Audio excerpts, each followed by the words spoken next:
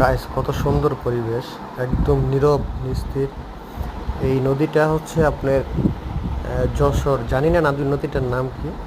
এটা হচ্ছে যশোরে গদখালি। আমি পরিপূর্ণ অ্যাড্রেসটা বলতে পারতেছি না, মানে ওদিকেই।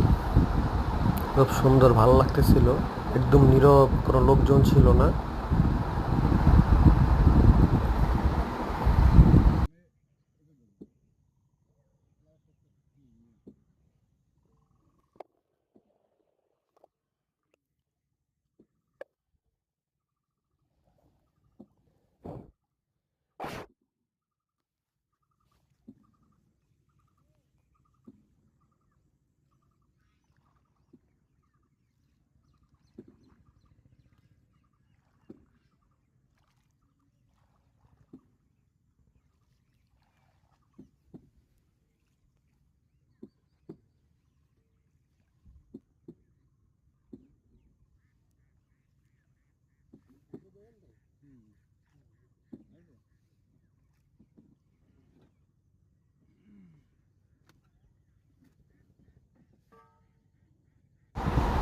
চারিদিকের পরিবেশ, চারিদিকে শুধু সরিষা ক্ষেত।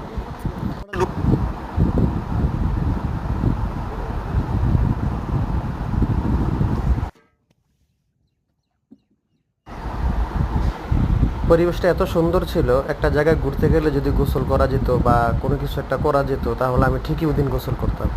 দেখেন, পানিগুলো এত টলটল করতেছিল, মানে মন মানাইতেছিল না যে গোসল করতেই হবে এরকমটাই।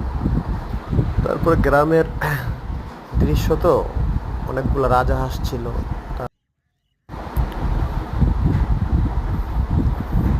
দুইটা বাচ্চা ছিল, একজন কৃষক কাজ করতেছিল, এই আমরা কয়েকজন মানুষ।